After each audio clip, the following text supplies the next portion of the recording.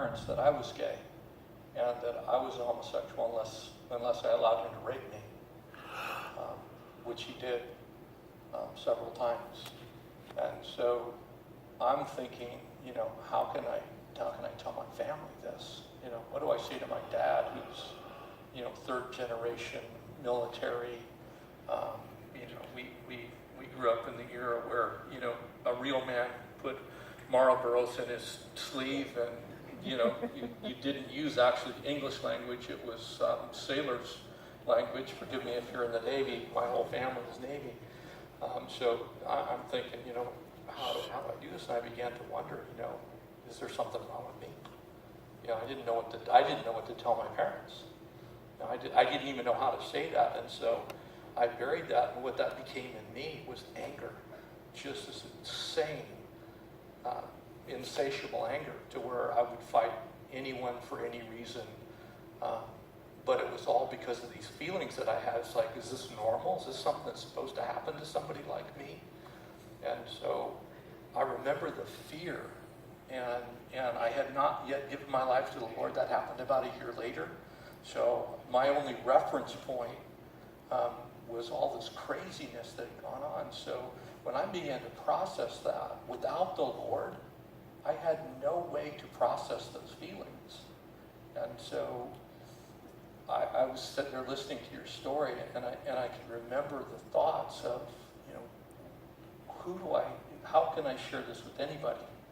Because during that day and time, you're talking about the middle 1960s. If a man was known to have had that, you were going to get a beat down. Somebody was going to just beat you to a pulp. So for me, it was fear. It was the fear that someone might even think that I had those types of tendencies, which I actually didn't. But I wasn't sure.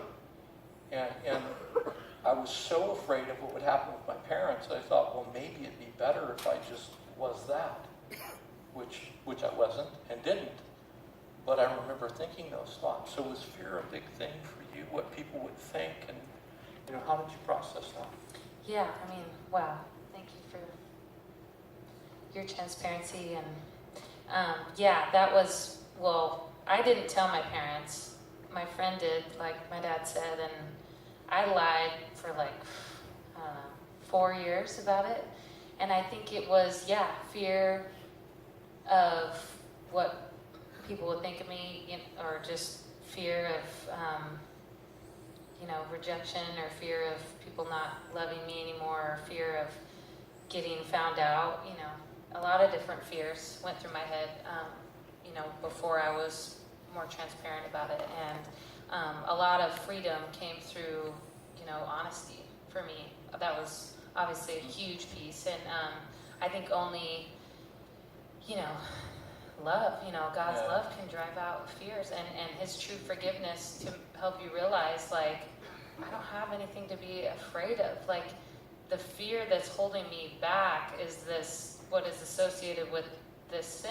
It's not from God, these fears, this condemnation, that I placed on myself, and whatever it was that kept me from being honest about it, which, without honesty, you cannot process something, unless you're real about it, and you cannot work through it. You cannot grow from it. You can't really experience forgiveness from anything that you've done, in regards to a sin struggle with the Lord. And that played a big part in my younger years. And then I remember that broke a lot of friendships, just being dishonest. And once I realized the weight of that, which is a whole separate sin issue in itself, lying and just being dishonest, I really changed, and that brought me a lot of freedom, just in my honesty. And then obviously since that, the Lord has allowed me to just be bold and share about